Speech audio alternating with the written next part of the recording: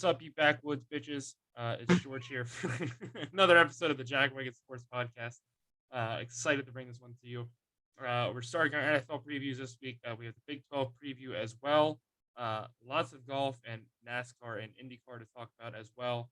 Exciting shit. So let's just get right into it. First up, we're going to talk about the second, but I need to talk about it first. Slade, question for you. What's it like to be fucking wrong? Just your thoughts on that real quick. What do you mean? Mr. Oh, there's no new winners this week. And it's not gonna be Kevin Harvick or Ryan Blaney. And then what do you fucking know? Kevin Harvick wins the race, and you look like a dumbass. So I just want your thoughts on what it's like to be wrong. He had good. He had a good game plan with gas and everything. That's for sure. Oh yeah, that's what it was. Okay. At the beginning of the race, would you have thought that Kevin Harvick was going to win when there was 10 Toyotas in the top 15?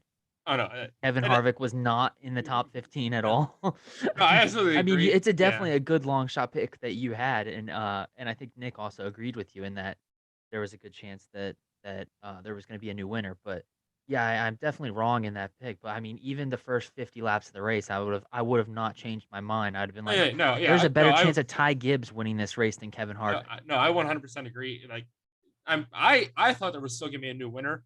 For the longest time, though, I thought it was either going to be Bubba Wallace or even Martin Truex Jr., who was running up towards the front there.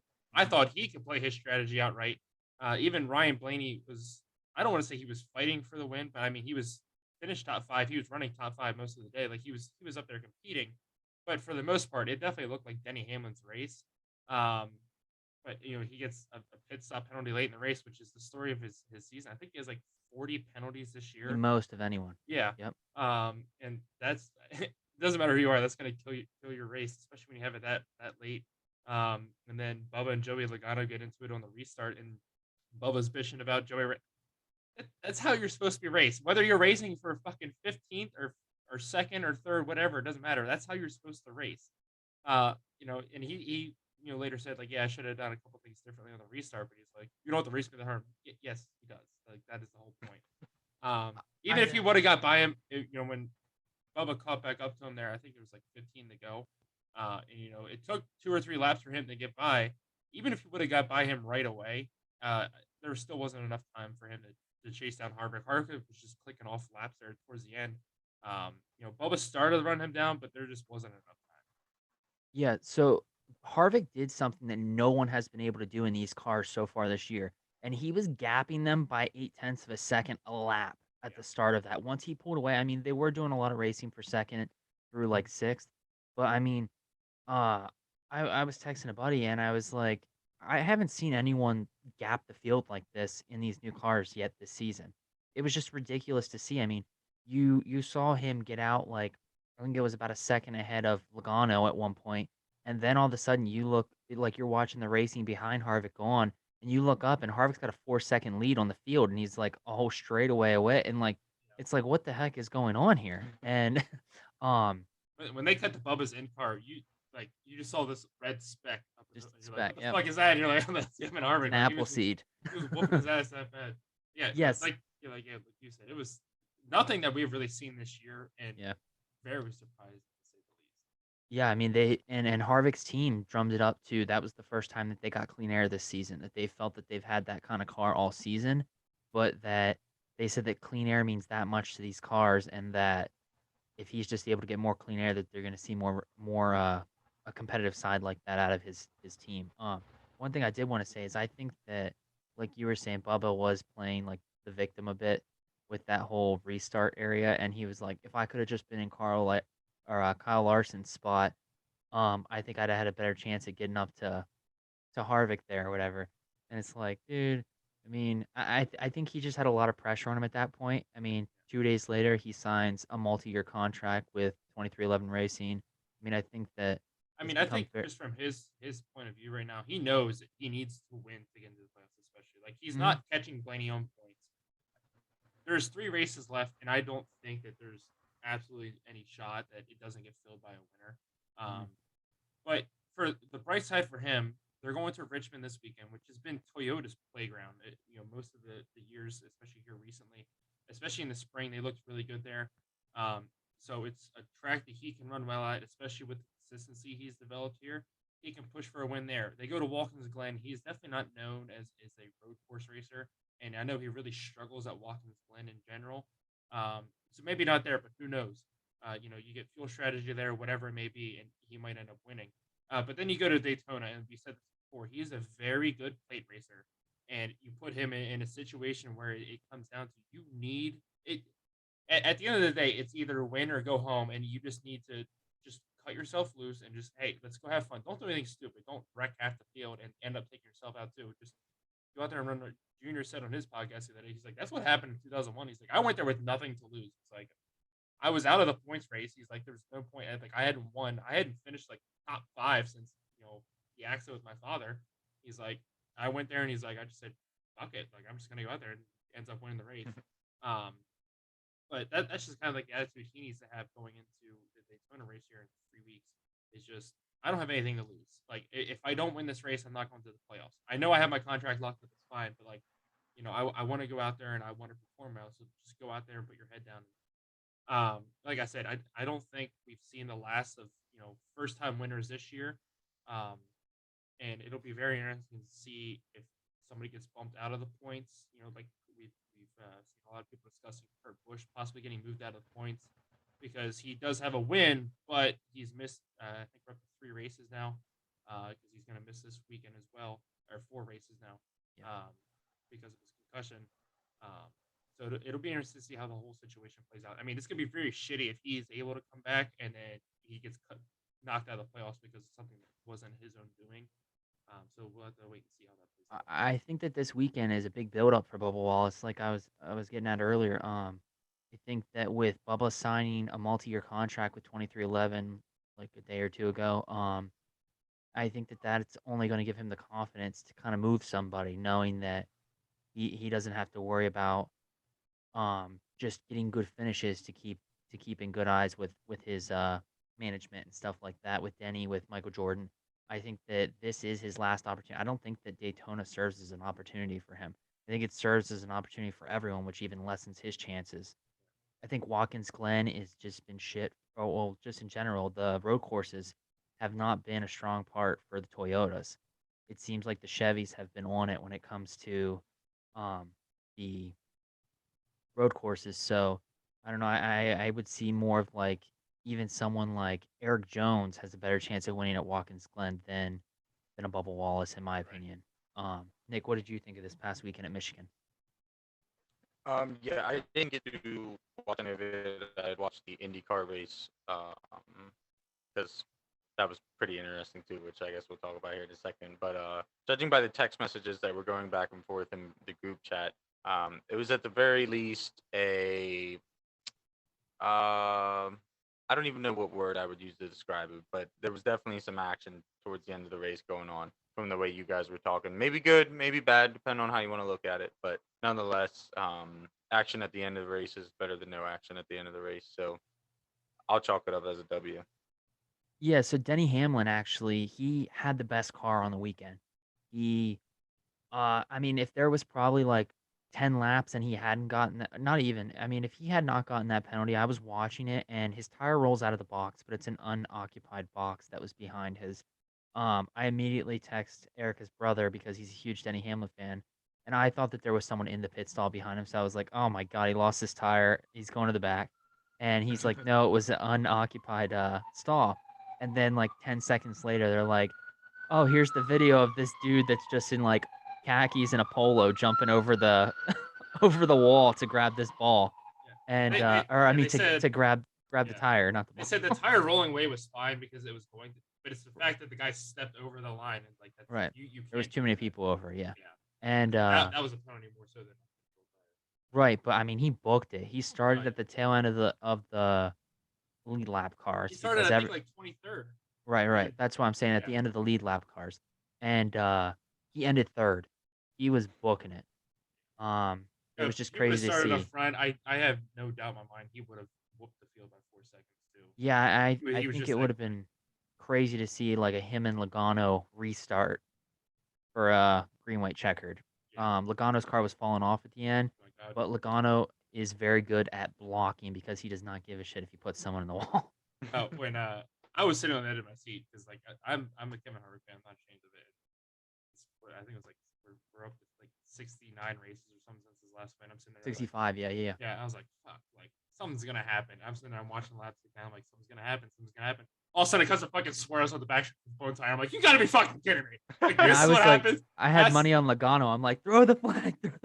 I'm watching fucking chunks fly off the tire. I'm like, they're throwing the caution. And then he makes it to pit road. There's still no caution, and all of a sudden you hear the radio come across the TV. It's like, no debris, turn 3. I went, oh my fucking god! Like there's a whole fucking tire lane in turn 3, and they're like, no debris, we're good.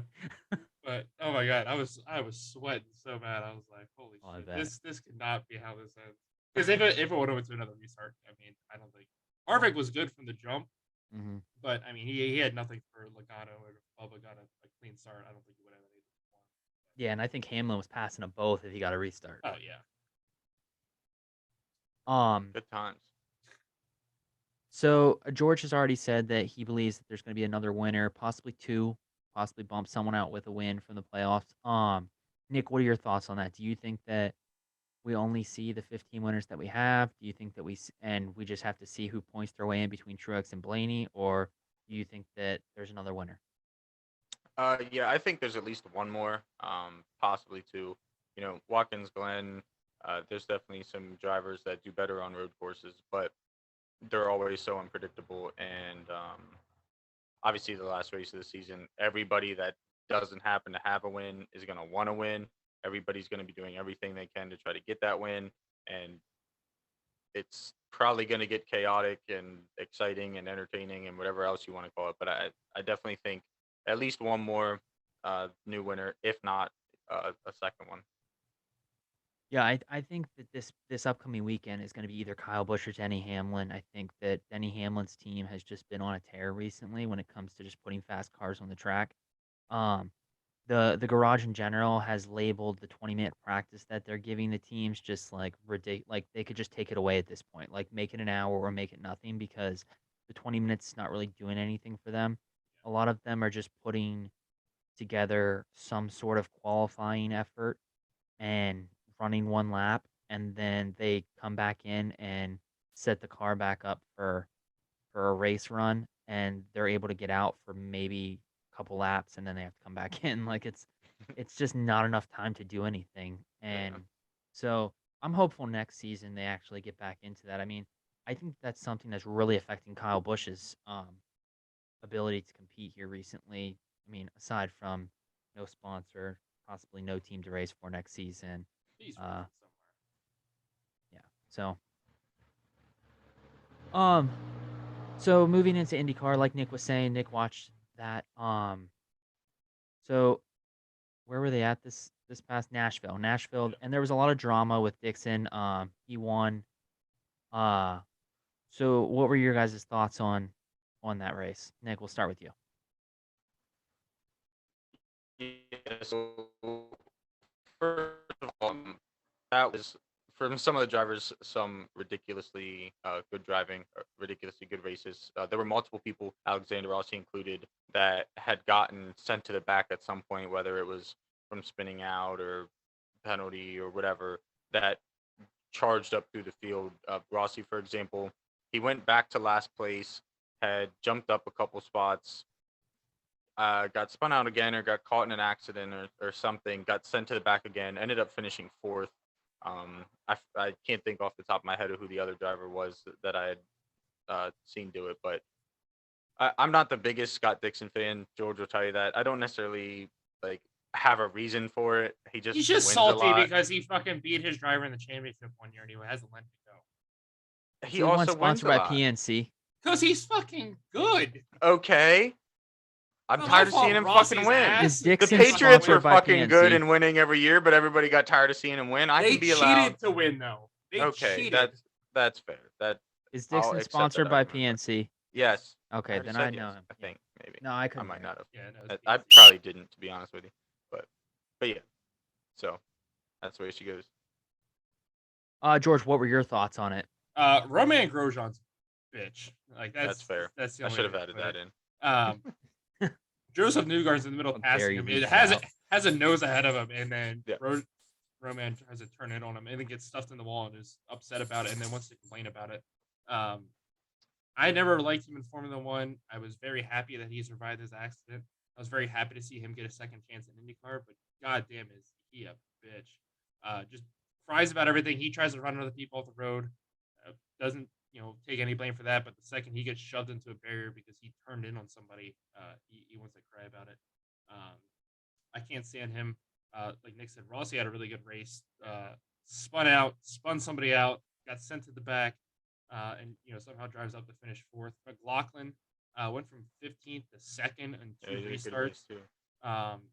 So Nashville provides a lot of excitement, but it's not a track I enjoy watching.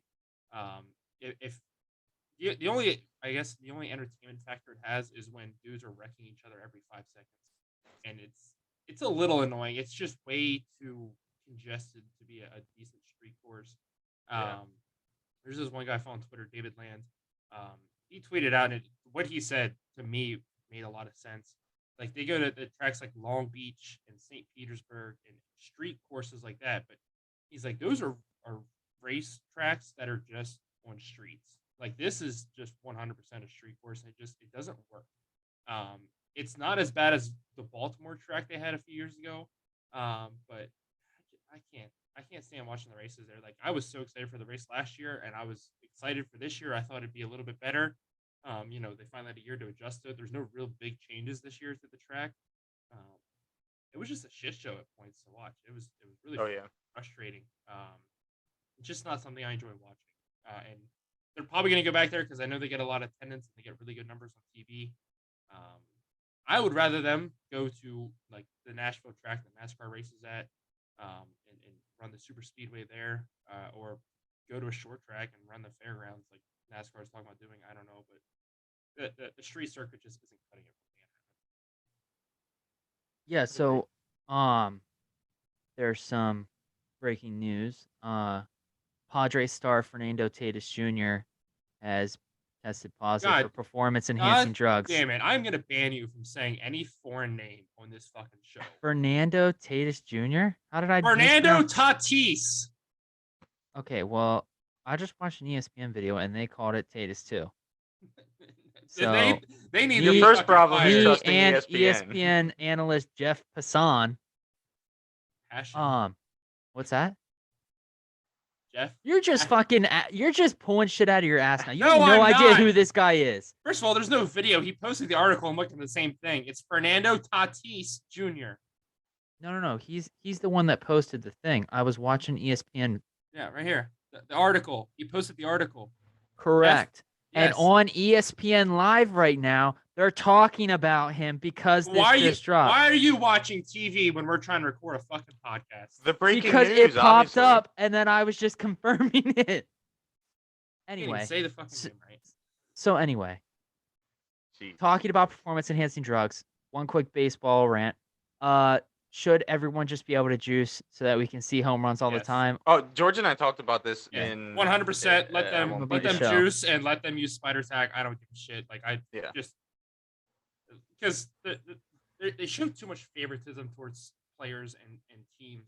Like, I'm a Yankees fan. Yankees have 100% got away with cheating before, and I know it, and other fans know it. But the NMLB won a minute, and there's just zero consistency in how they base these penalties and suspensions and all this other shit. And they'll change rules mid-season, and everybody's like, what the fuck? Like, last year they came out, they said, nope, nobody can use spider tag anymore. We're going to crack down on it. Be like, all right. And then, like, I understand that was something that you could argue was really hampering the game and all this other shit. It just, I can't stand the MLB. I can't stand Rob Manfred.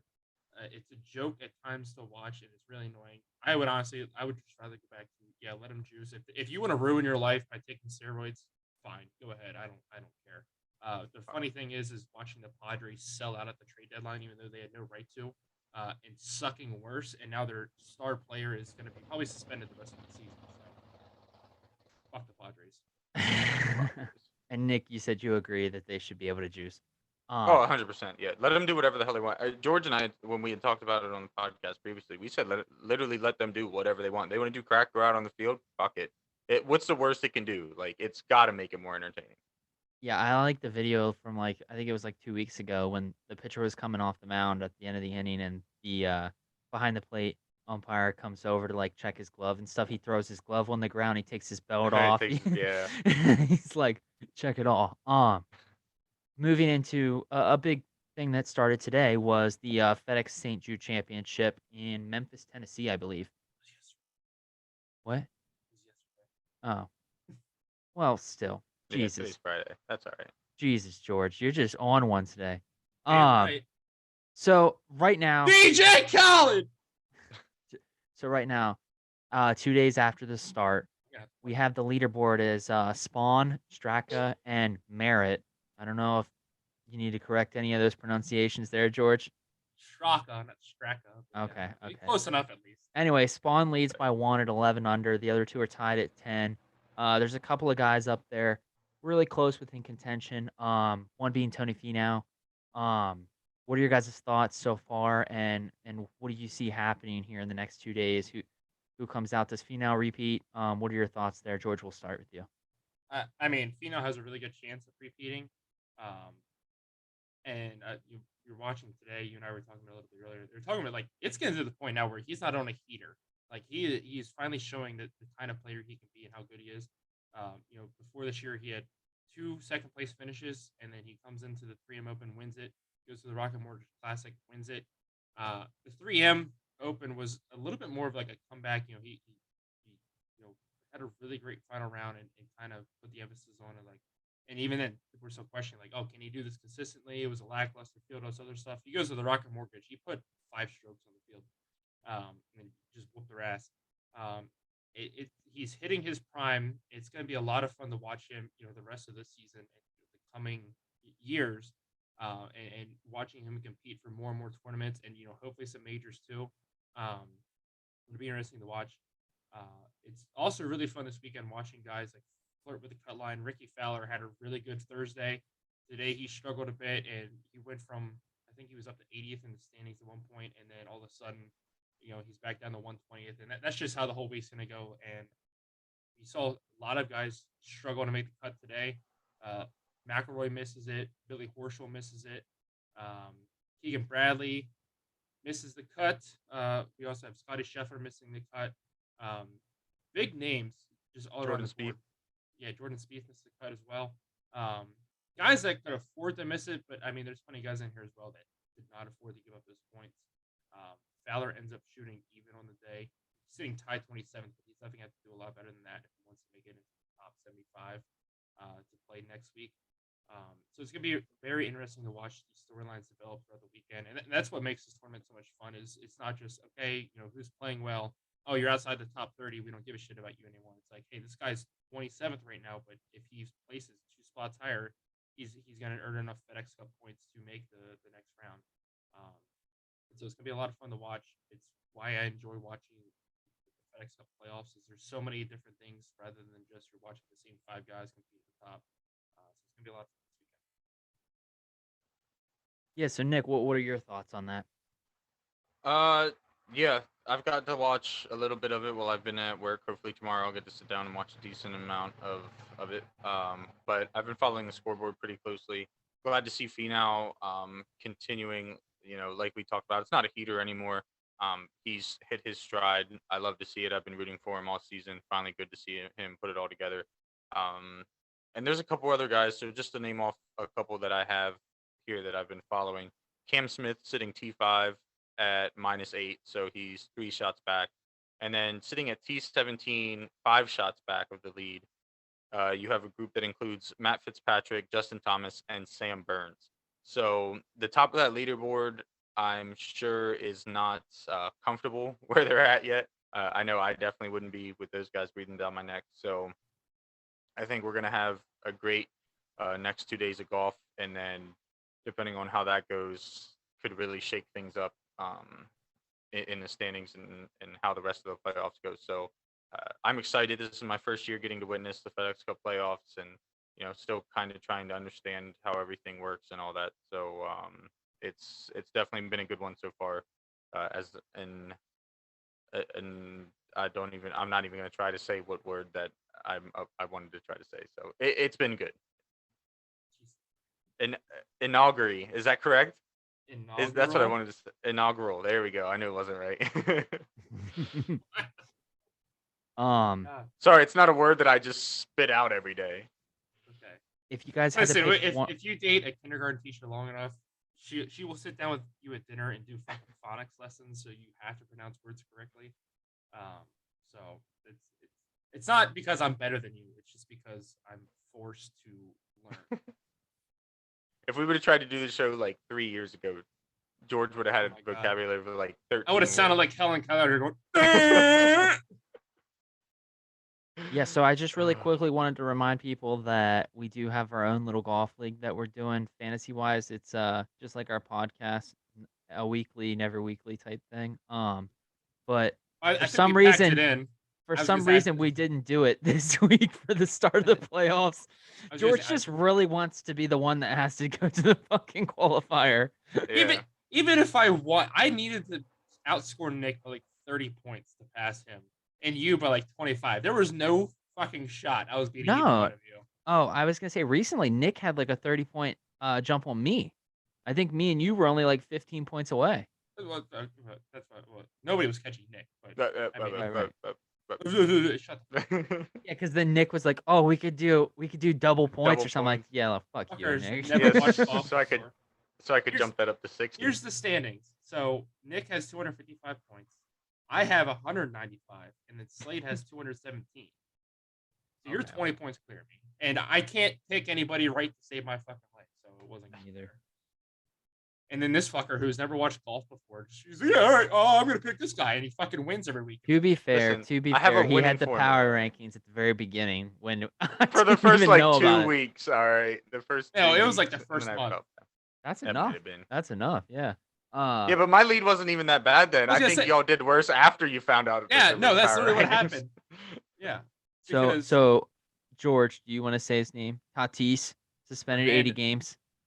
Fernando Tatis Jr. Yep, there you go. Yep, he's suspended 80 games so far, pending investigation. Fucking Nick, do you bastard. think that real quick before we move into the Big 12, do you guys think that Deshaun Watson is going to get more than the 6-game suspension? He deserves it. He came out today and So- stated that he apologizes to all the women that he's affected with this. I think it's funny that even John Gruden, or not John Gruden, shit, what am I saying? Commissioner Goodell is saying that he thinks it's ridiculous that there's teams that had like deflated a football and got a more severe in terms of like what they did penalty than what he did off the field, or like an abuse case versus his case, you know? Yeah, and like I understand to an extent, like there's a whole, judicial system and shit that might say he's guilty or not guilty or might dismiss the allegations or whatever the fuck the case may be. I understand that part of the argument. But when you're talking damn near 30 women and there was evidence found that the team, the Houston Texans, had basically given him the tools to do it, there's only to a certain extent that you can say, okay, this man's innocent. Like, it's like OJ. On paper, The glove OJ doesn't didn't do fit. it. Yeah. In the real world, everybody's like, nah, that motherfucker did it. Like, and that's kind of where we're at here. Like, you get to that number of women saying, yeah, he did this to me. There's got to be some form of truth somewhere in there. Now, I did see earlier something about he said that he would take basically like a plea bargain and take 8 games, I think it was, instead of risking being suspended the whole year, course or he whatever would. this situation was. Yeah. Obviously, like, no brainer. But nonetheless, like, I think we all can agree that it should have been a year, at the very minimum, been a year. Obviously, they found something in their own personal investigation that led them to thinking he was guilty enough for an 8-game suspension. So at that point, again, there's some level of truth to it. I don't think 6, 8, even 10 games is sufficient in his case. George, any more thoughts on that? I lost brain cells listening to that, but I think he deserves a year. I think that's the bare minimum he deserves to be suspended for. we'll have to wait and see what happens. But I don't know. I just hate the NFL suspension system and using. This guy got suspended a year because he gambled with his own fucking team. I was gonna bring that up. Did you see they said he suspended another 6 games for gambling on the outcome of the Deshaun Watson lawsuit? You have guys suspended a year for beating the shit out of a girlfriend or whatever, and then a guy gets suspended 3 games for doing drugs, and then all of a sudden this guy sexually harasses women, and it's only 6 games for now. I just it's the same thing I just said with baseball. There is zero consistency with their suspensions and all this other shit. I don't it that alone hurts my brain. But yeah, like I said, he at least deserves a year in my eyes, but we'll have to wait and see. Yeah. Moving into the main topic of this week, we're up to the Big 12. George is just waiting for the SEC. He's waiting to do it out of order. We already did it, but at the beginning of this, you wanted to be the SEC. Yeah, you We did. finally got to that. Now No, I knew it was Big 10, Big 12. I had the SEC and Pac-12 mixed up. Oh, that's fucking right. Thank you. Oh my god. Kindergarten teacher wife should teach me the alphabet. Yeah. Anyway, so starting with the Big 12, it's gonna be an exciting season. George did have to help me out with realizing that ESPN was listing the teams in alphabetical order and not on how their play was last year. He goes, anyway, I have Kansas as my most declined team. I was like, the team that went 2-10 is going to do worse. He goes, yeah, ESPN has him in 3rd. I'm like, are you sure that ESPN doesn't have him listed alphabetically? He goes, actually, yeah, that's what they're doing. I was like, what the fuck? Anyway, so our first debate or topic here is, will Oklahoma recover? We'll start with you, Nick. Do you think Oklahoma coming in with some new coaches and just overall the loss of Lincoln Riley, do you think that they're able to recover this year and really come out strong out of the gate? Yeah, so I do think that they are going to recover. However, I do not think it is going to be this year. I think they have the pieces in place to have a successful team that could, get back to where Oklahoma likes to be. However, a lot of question marks, a lot of new faces that need to mesh with this team. They lost a lot of talent in production this past offseason. Obviously, losing that talent, getting a new coach is bad enough. They have filled some of the holes in the transfer portal, but I think that come conference championship weekend, this team's going to find themselves on the outside looking in, and it might be close. This is a conference that could really be up in the air, especially early in the year. So I think that they could be close, but I don't think that they're going to be doing it this year. George, what are your thoughts? I think sorry. No, you're good. I think, if I remember correctly, I believe I do have a little more on Oklahoma later in my notes. So, all right. Sorry to cut you off like that. no, George, what are your thoughts on Oklahoma? Are they back? No, I'm not saying they're going to be terrible this year, but I don't have them competing for the Big 12 or even making the playoffs. Like Nick said, they have a brand new head coach who's very defensive minded, and I think he's going to be a decent head coach. He has a lot of turmoil going right now, and that's just distractions on top of distractions. They just had their wide receiver coach had to resign. They have a new quarterback in Dylan Gabriel. He was UCF starter for most of last year. He's the one that transferred to UCLA, and then the day before he was supposed to start classes at UCLA, he transferred to Oklahoma.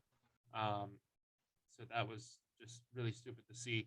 So you're going to basically have a whole new offense there, especially because Lincoln Riley was the mastermind of their offense in years past. But their schedule isn't favorable to them as well. They travel to Nebraska, Iowa State, and Texas Tech, and then they get Kansas State and Baylor at home. As of right now, I have them going 8-4 on the season. Like I said, missing out on the Big 12 championship.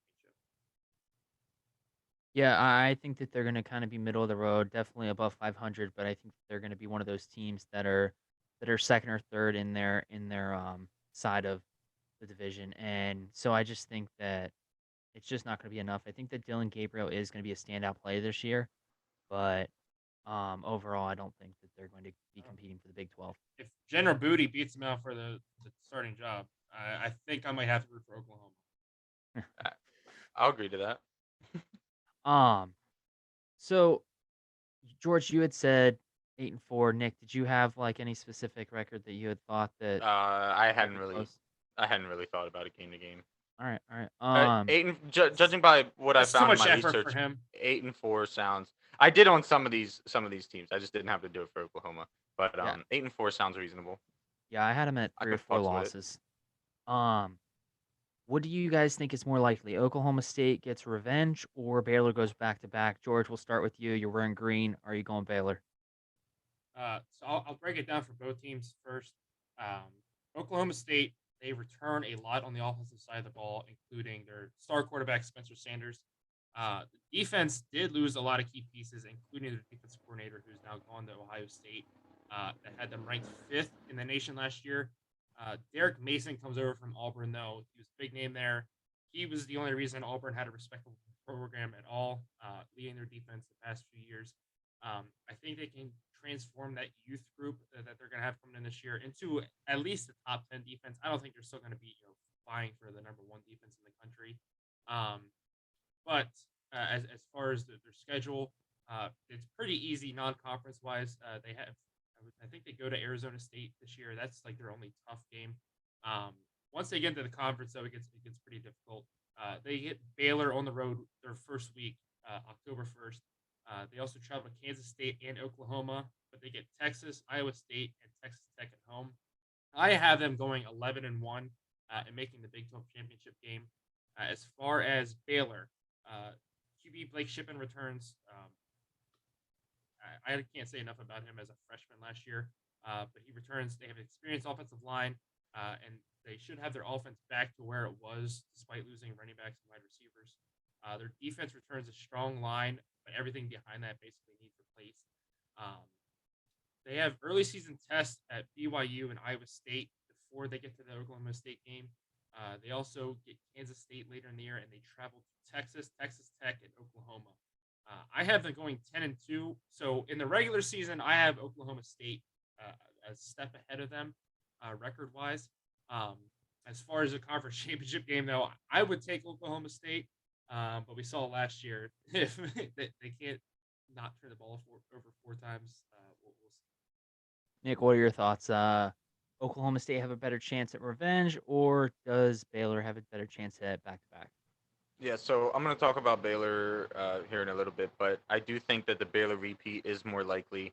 I think they're both going to be pretty competitive, in a head-to-head outlook. But OK State has to replace its entire secondary, its leading rusher, its number one wide receiver, and you add to that a QB who threw 12 interceptions last year and taking a step back, regardless of whether it's a big step or a minor step, a step back on defense.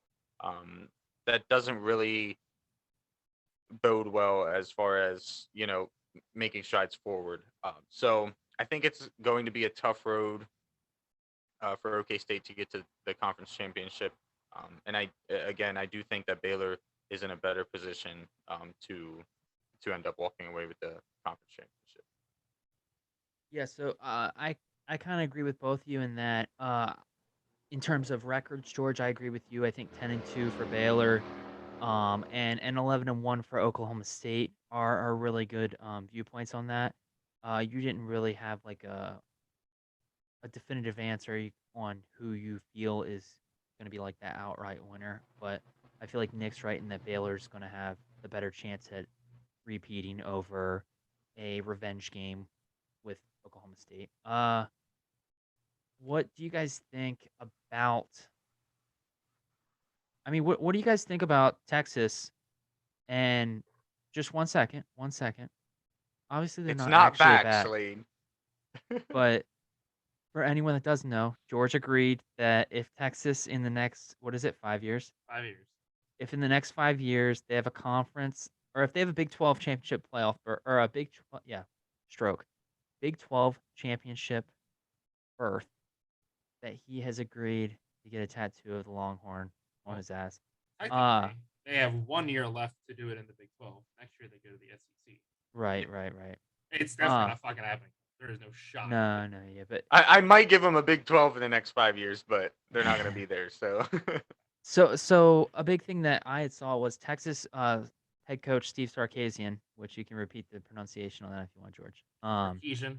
Yeah, so he It's called Sark. has he has released that they have had to suspend their star receiver who was transferring into the school. He was arrested on criminal mischief. There was a parking boot on his car, and he decided to try and beat it off the tire, like try he and pry decided it to do off, do what? whatever. What did And he so, say?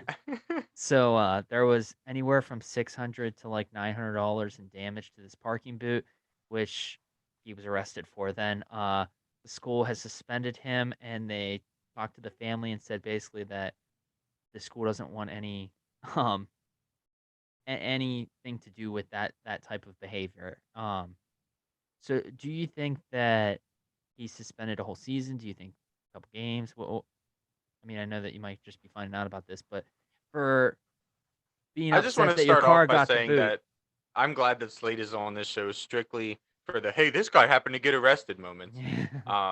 However, like It always I has to do with beating off too. I don't know why. yeah, right? I don't know what the hell you spend your free time doing, but sign me up. No. What ads So are you getting on Pornhub? yeah, right. Um, I don't know. I mean, this could really go either way. I don't know if he'll necessarily like get completely suspended. Now, obviously, like the school doesn't want anything to do with him, so they'll say whatever. Um, who's to say that doesn't mean that somebody else can pick him up? I'm not gonna lie to you. I'm not 100% certain on transfer portal rules, so I don't even know if that's an option at this point. But nonetheless, if it is an option for him to go somewhere else, I have a feeling with his talent level, he he'll go somewhere and somebody will let him play because they're gonna be like, look, I don't give a shit what you did for this school, like come over here and ball out on the field. And who's to say it doesn't happen again? But nonetheless, if the option is there, I think somebody's going to pick it up somewhere. Even if none of the necessarily top schools want to touch him, somebody somewhere, if the option is there, is going to have him playing on the field for them this year. Um, George, do you have any comments on that, or you just don't give a shit because it's Texas? 6 games, but also I don't give a shit. Yeah. All right. On to the next topic. So who are your guys' players to watch? Do you have one? I mean, I'm sure George has a list of 5. I kept it to 1 this time. Oh my gosh. All right. George, we'll start with you and your players to watch for this season. I went with Spencer Sanders from Oklahoma State. He was a very talented QB. He had this team on the cusp of winning a Big 12 title last year, even though he threw 4 interceptions in that game. The way he played in the Fiesta Bowl against Notre Dame was exceptional, especially from the last 2 minutes of the second quarter on. He showed how much potential he has. If he can capitalize on that, if he can play with a chip on his shoulder, overall, if he just grows up a little bit and learns how to be a more stable presence in the pocket, I think this could definitely be a year where he puts up big numbers. Maybe even slide his name into the Heisman conversation. We'll have to see. But yeah, I have him as my my player to watch this year. Nick, you have one, maybe multiple players to watch for this season. Let us know. Yeah, so I actually went with 2. They both do happen to be preseason Heisman candidates. So first up, I went with Dylan Gabriel, the QB from Oklahoma, and then I'm assuming it's Bijan Robinson, the running back from Texas. Like I said, they're both preseason Heisman candidates. Both should have very strong seasons. Gabriel is reuniting with his offensive coordinator Jeff Lebby from, I believe, 2019. The biggest thing for him is big question mark when it comes to the talent that he has around him, especially when you think about Oklahoma standards. Robinson, on the other hand, has all the talent that he needs to be successful. What's going to hold him back, if anything, is going to be Texas's success or lack thereof. Usually, you think of a Heisman, you want to be on a pretty dominant team. That's not going to be Texas this year, so Asshole. I think that's really going to put a hurting on it. But yeah, sorry, they're not back. I'll tell you 5 times. I don't care. Yeah. So I agree. I also had Dylan Gabriel, OU's quarterback. I just think for the same reasons that Nick had stated, he's reuniting with the offensive coordinator, and so I just feel like that's just going to be a really good match for the both of them. They'll be able to click right away. I didn't dig deep enough to know if there was any problems there beforehand. What are you laughing at, George? This Twitter account I follow released it's Big Game Boomer, and a lot of people follow him. He does a ton of polls. He just released his list of the best college football team in every state, and it is the dumbest fucking thing I've ever seen in my life. Did he pick like UPenn for Pennsylvania? He picked Pitt for Pennsylvania. Nice. They haven't beaten Penn State, and I couldn't tell you how fucking long. But I think this is just like current roster, but still, regardless. Yeah. He has Purdue and Indiana, which I would argue Notre Dame, but hey, whatever. Let's see what else we got here. Shout out to my alma mater though; they got Vermont's nomination. Did they really? Did they really? Yeah, there's no other like school. I was gonna say it's probably the only football school. No, Vermont, but there's Norwich. I think UVM has a team, but I don't even know if they're. I don't know. Let's see here. Maryland got nominated for Maryland over. I would have put Navy there. Yeah, right. California went to Fresno State over USC or any of the other big names. Bold. Literally any other football school. But Arizona over Arizona State, and Arizona has won 5 games in how long? Who's Florida? Florida is Miami, which I would kind of agree with. Yeah. But yeah, I can see it. What about Michigan? Do they have MSU or UM? They picked Michigan State, which a lot of people are arguing. And I did see his reply tweet. He argued that, hey, until Michigan State beats Michigan, I'm going to put them there. He argued Purdue over Notre Dame because he said Notre Dame's overrated like they are every year. I mean, he picked the obvious, like Ohio State. Yeah, he picked Clemson, Ohio State. right? He picked Marshall. Yeah, Clemson, Georgia, NC State for North Carolina, which isn't. I don't want to say arguable, but I mean, did he pick? You have 3 like, really good teams there. Texas A&M for Texas, or oh yeah, Texas Baylor. Tech? Baylor. Oh, Baylor. Okay. But I just saw immediately. I saw Pennsylvania, Indiana, and Michigan.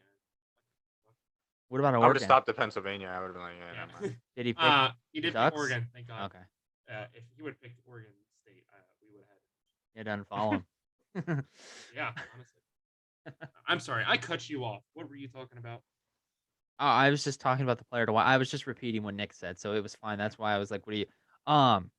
So moving on to our conference winner pick. We'll start with you, Nick. Who do you think is going to be the conference winner? And pick one dark horse. Oh, we just throwing new shit in here. I know. Well, at least yeah, it's in order this week. Okay. I do think that Baylor is going to end up repeating this year. Now, like I said, this conference could very easily turn into a toss-up, but I think as long as they make it to the championship game, I think they have what it takes to win it. Defense is going to continue to be stellar. George touched earlier on one of the best D-lines in college football, led by nose tackle. I believe it's Siaka Ika, or at least that's how I'm pronouncing it. They have an All-American candidate at linebacker with Dylan Doyle. The offense is primed with returning QB Blake Shapen, as George had talked about. Revamped wide receiver group, one of the best O-lines in college football. These guys are going to dominate the trenches, both sides of the ball. And as far as I'm concerned, it doesn't matter what conference you play in. That's a good formula for winning. So, again, I think they're going to hold up that trophy again. George, what do you want to talk about before you talk about your conference winner? The two of you pronouncing names. Oh. Is a great pastime of mine. My conference winner, I picked Oklahoma State. My dark horse, I'm going with Kansas State. Oh, yeah, I forgot my dark horse, but of course, George and I happen to have the same one. Nice. Also, real quick, before we move on, I just want to clarify, I did not touch on anything. That's Nick. Nick is the only one in this group that touches on anything. George, I can't say what I was about to say. Okay, never mind. Next topic. Yeah. So I also picked Baylor. Dark horse Texas, because Texas is back. I will continue to say it until it is on George's right ass cheek. So moving into like just in general the standings and stuff like that. George, who's your most improved team for this year? I'm assuming that you might go with Kansas since you just picked them as your dark horse. I'm not. You picked Kansas State. Oh, Kansas State. I mean, it's going to be very hard for, Kansas to play any worse, but they'll find a way, but then they'll still beat the shit out of Texas. No, my most improved, I went with West Virginia, and I went back and forth with them in Kansas State. In my mind, Kansas State finished fourth in the standings last year. I could easily see them finishing fourth. I could easily, like I said, see them finishing second. But overall, I think West Virginia will take the biggest leap out of anybody in the Big 12 this year. They get a brand new offensive coordinator in Graham Harrell. If you remember that name, it is because he is the QB that upset Texas that one game. I think it was like 2007 when Texas Tech beat Texas on the last play. Was their quarterback there. But yeah, so new OC with him. JT Daniels is transferring in from Georgia, but he does have a lot of competition for the starting job, so it's not 100% clear who's going to be their starter yet. But they do have arguably one of the best returning duos at wide receiver in the whole conference, at Bryce Ford Wheaton and Sam Jones. And they also get all 5 offensive linemen returning. And I have this as being one of the best offenses in the Big 12, which is, as we know, all the Big 12 cares about outside of Oklahoma State. So I think this is definitely a team that could maybe push for, finishing second or third, sneaking their way into the conference championship game. But overall, I have them far improved from last year, not just limping into the bowl game, having a great season. Nick, who's your most improved for this season? Yeah, so I'm taking a big reach here because I needed a hot take for this week's podcast and I couldn't figure out where else to find it. So I'm going with Kansas. I completely shit on Kansas any other day of the week, but for content purposes, I'm going Kansas here. Now, I do don't you think shit they're on going to them be in football too, or just basketball? physically and metaphorically. Oh, and definitely in basketball. That's not the question I thought you were asking. But no, so I don't think they're going to be anywhere near competing for the conference, but I do think that they can add 3 to 4 wins. Again, this is a hot take here. I understand that. To their 2-win season. It's not hard to go up from 2 wins. They are returning 16 starters, so the experience is going to be there for them. I haven't seen them do anything positive with any talent that they've had before, but nonetheless, this year's. I am with Kansas as you are with Texas. We'll put it that way. Although mine's for hot take purposes. You All right. genuinely believe Texas is back? Yeah, so obviously my most improved is Texas, because Texas is back. George, who Hold is on, your real most? quick, before we get into the most declined, Big Game Rumors just want to fucking roll today. He also Oh, Jesus. released top 50 head coaches with the most swagger, which, first of all, I don't think Lane we used Kiffin. that word. No. We haven't used that word since 2014. Fair. But top 50 head coaches with the most swagger. Lane Kiffin is not first. Who else would you put first? Who else? Yeah. Like if Uh, I Not was Lane genuinely thinking about it, Yeah. or if I was Yeah, like, if you were oh, genuinely okay. thinking about it. I mean, if I'm Swagger. thinking what someone else is putting, I'm gonna think that someone's probably gonna pick like, Lincoln Riley, but I feel like that's a fair name. Nick, do you have any guess? I'm drawing a fucking blank, but we talked about it before. But the LSU head coach, Brian Kelly? no, the Is old that one. what it is? That guy. Well, he doesn't coach. Or This is that's like fair. current That's fair. coaches. Okay. Sorry, I misunderstood. Anyway, that. Coach this- O. Coach O is who he Yeah. was talking Yeah. about. Number one is Coach fucking Oregon. Mel Tucker. Really? Like Huh. Lane Kiffin is 2. Shane Beamer is 3rd. Marcus Freeman is 4th. I can kind of see that. Brian Harrison is 5th from Auburn. That's bullshit. Mario Cristobal 6th. I don't agree with that. Mark Stoops is 7th. Just to give you an idea, he ranked. I can't think of his name. Let me find it. Paul Christ, the head coach at Wisconsin, is ranked 29th. James Franklin is ranked 46th. Dabo This is Sweeney's about family. 49th. Who's 50th? Nick Saban. Terry Bowden from UL Monroe. No, Nick Saban isn't even on this list. I feel like Nick Saban probably has like the most like untrying version of swagger. Yeah. Yeah. This just reading this list was beyond just wow, that's stupid. That is funny. All right. Anyway, my most declined team, I went with Oklahoma, and just for the simple fact they have so much drama going on right now. They have a lot of holes to replace from last season. Watch out, and- Nick might touch on that. I know. I will. But I'll touch on like I, all the s- holes. I think they stay in contention for most of the first part of the year. But they have a really grueling schedule the back half of the season. Um, Probably around that Texas game is where I kind of see them start, not necessarily nosedive, but the season kind of trails off. Mm-hmm. Nick, They're, what are your they're thoughts still on beating most decline? Texas. Yeah, so this was actually really tough. I had to look at this one for a couple minutes to finally make a decision, but in the end, I'm going with Iowa State. They had a 7-6 record last year, which was one of the reasons I couldn't decide on them very easily because 7-6 is barely above 500. So to go down from there as a somewhat successful team kind of is a bit difficult. But they're only returning 8 starters. They're replacing QB, running back, tight end, and their top linebacker from last season, all of which were very heavy contributors in the reason for the success that they did have. A lot of players are going to need to have a breakout year to even find themselves in a bowl game. Um, I didn't write it here, but I believe that I had them at 5. What would that be? 5-8.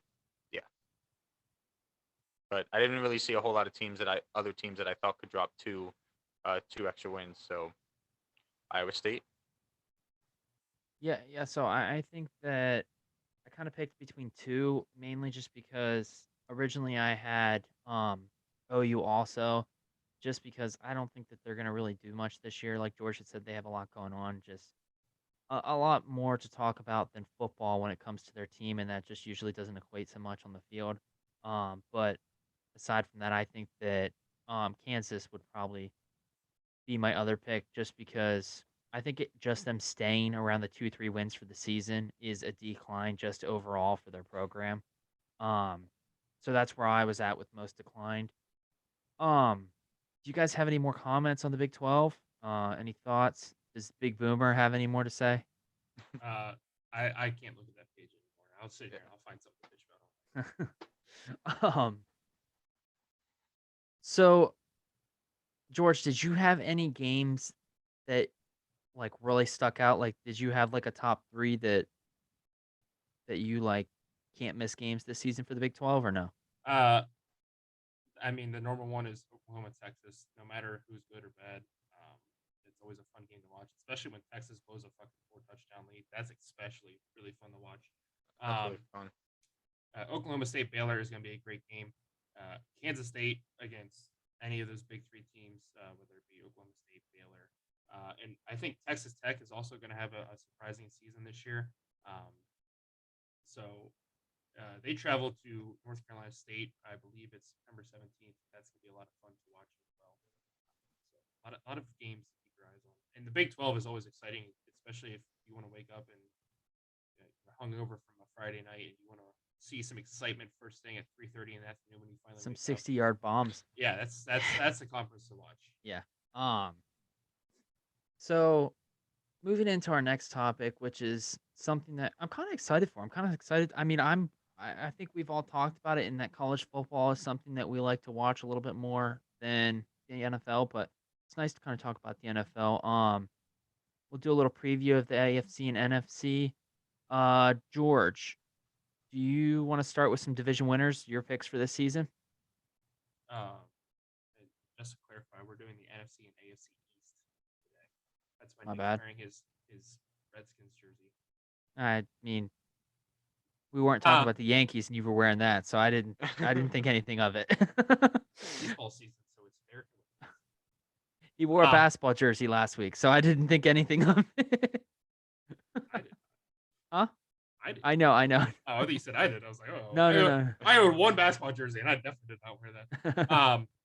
Yeah, And as that was far 2 as weeks ago. my My division bad. winners for the AFC and NFC East, I'm going with the Bills in the AFC East. I think that's probably the easiest pick of any division this year. And for the NFC East, I think it's gonna be really close between the Cowboys and the Eagles. I think the Cowboys have a worse team from last year, but I'm not sure the Eagles have improved enough. I think it goes down to the last game, but I have the Cowboys winning the division this year. Nick, what are your thoughts there with the NFC East and the AFC East? Should we even talk about the NFC East for you, or? Yeah. So first of all, AFC East, easy one. I agree with George. Like he said, that's probably the easiest decision in all of the NFL. As far as the NFC East goes, I honestly, realistically speaking, I think this division is going to go one of two ways. Either A, someone's going to run away with it again like Dallas did last year, or B, the three teams that aren't the Giants are going to be competing. And like I said, Giants don't have it. The other three teams have high ceilings. Their floors kind of vary.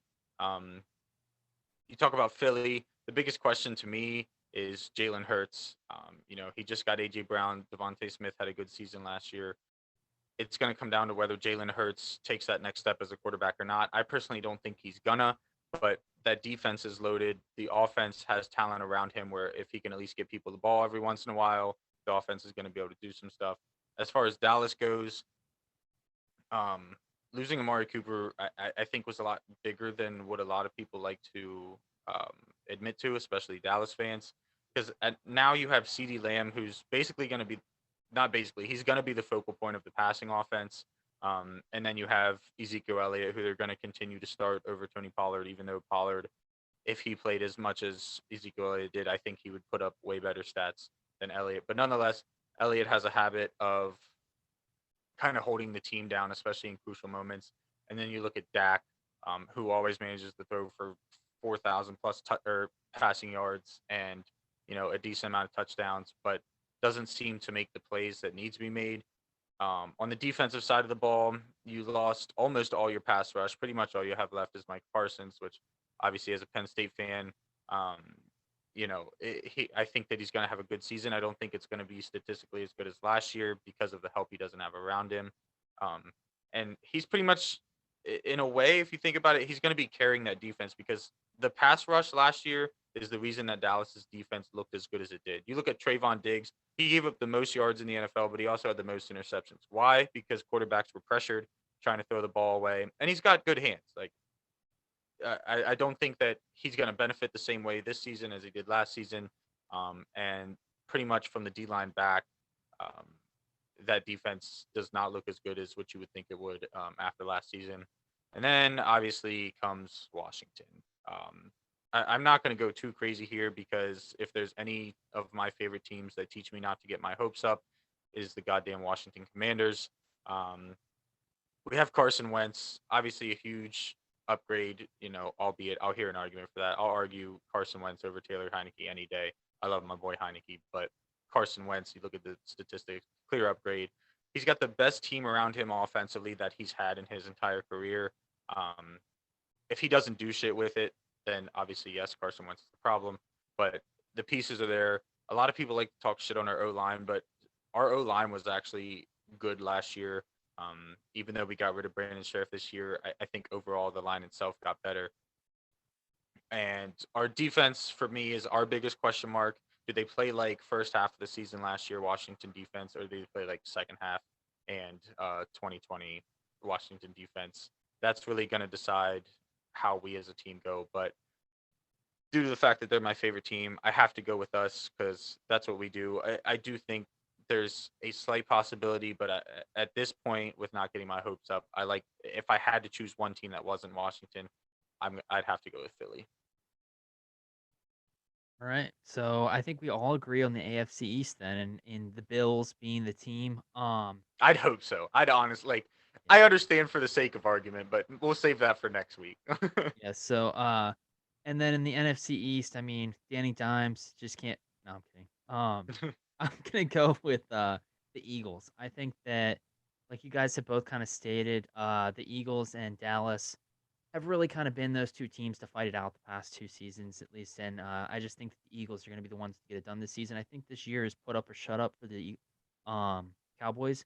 I think that they had their issues with Zeke being on and off the field. Now and then they had their issues with Dak also being on and off the field with injury.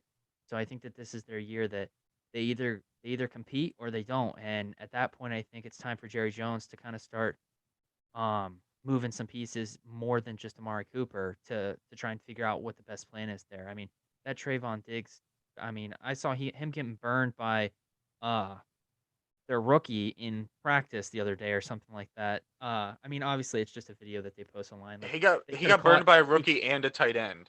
Yeah. Just to make that clear, in the same practice. The biggest thing Jerry Jones needs to move needs to move is God damn it.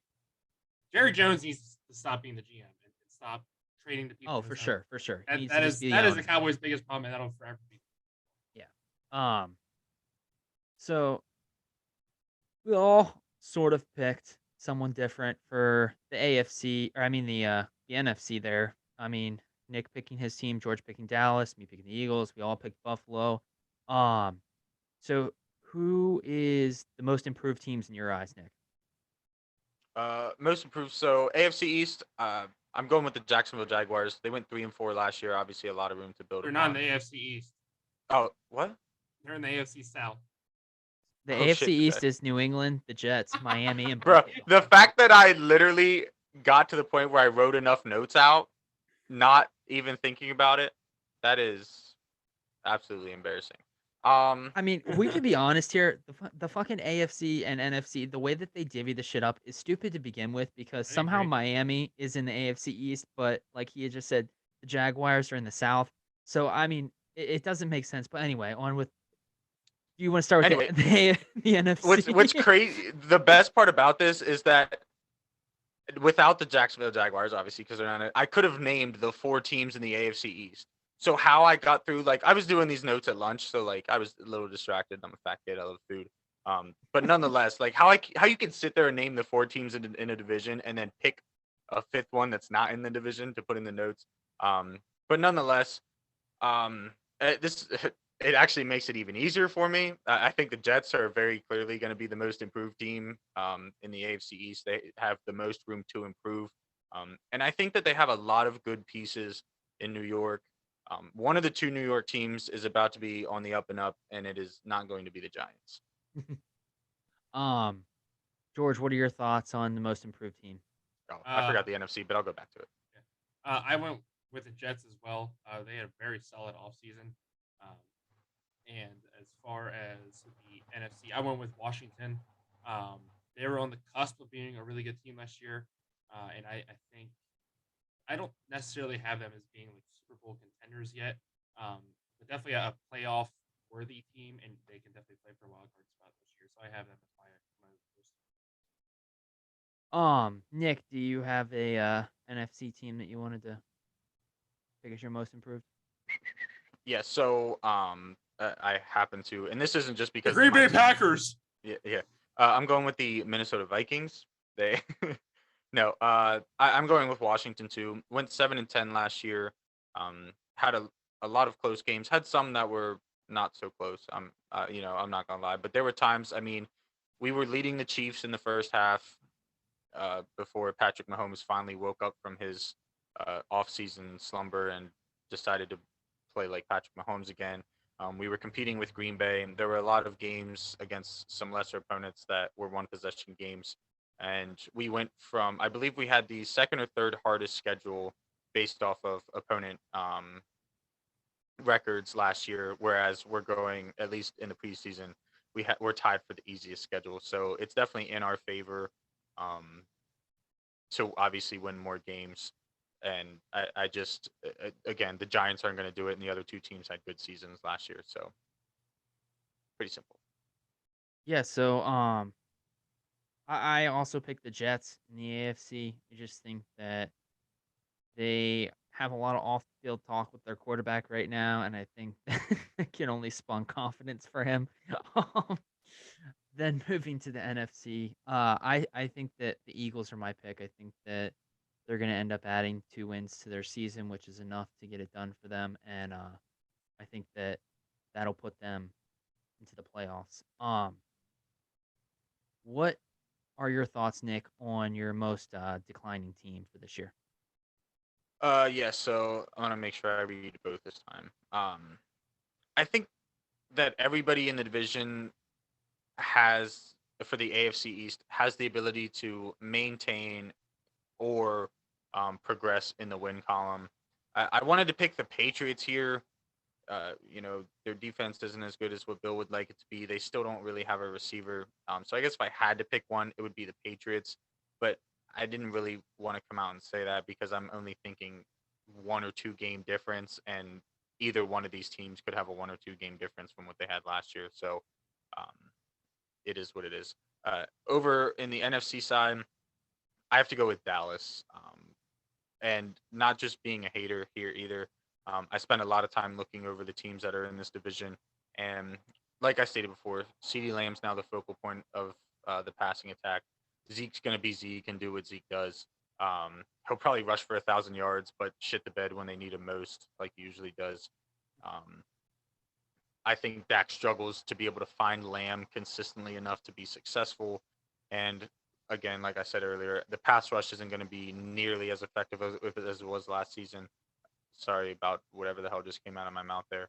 And because of that pass rush, I think that entire secondary, but especially Trayvon Diggs, continues to get picked on like they did before last season. And all in all, I think they're going to go from what did they have 12 wins, I believe, last year. They could even I'm saying they're going to have 9 wins, but I think that they could very easily drop to 8. George, what are your thoughts on the most declining team?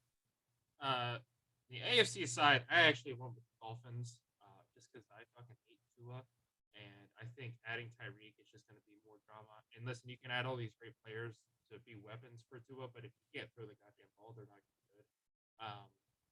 And they went through all this turmoil in this offseason with firing their head coach and then they deserve to be fired. I feel like nobody's really sure what is going on in Miami right now. So I have zero faith in Miami. Like Nick said, they might only lose 1 or 2 more games, but they're bad enough as it is. And on the NFC side, I went with the Cowboys.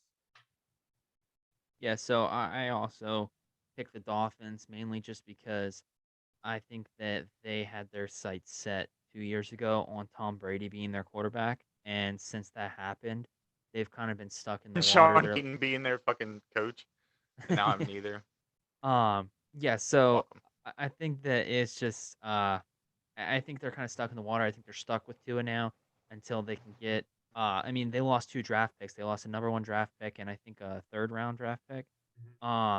So it's just going to be a couple of years, and I kind of see the same thing eventually happening to the Texans with just all of the aiding they did to Deshaun Watson throughout his situation. I don't really know about the NFC East. I mean, I would say the Giants, I guess, just because I think they're going to continue to be in 4th place in that division. But yeah, I guess that's where I'll pick it. I think Danny Dimes is going to lead the NFL in interceptions this year, only because Ben Roethlisberger is no longer in the league.